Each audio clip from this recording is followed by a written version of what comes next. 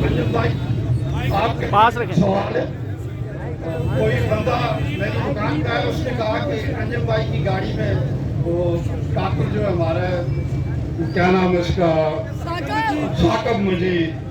मैंने तो उस बंदे को काफ़ी कहा कि हो नहीं सकता कि वो आप अंजुम भाई की गाड़ी में बैठे या अंजुम भाई उसको अपनी गाड़ी में बैठाएं, आपको गलतफहमी होगी है। एक तो आप इसकी वजह करें, दूसरी दूसरी एक बात, मैं 40 साल बाहर रहा हूँ, तो दुनिया के सबसे महंगे रूबी के जो खजाने हैं वो वादी नीलम में है।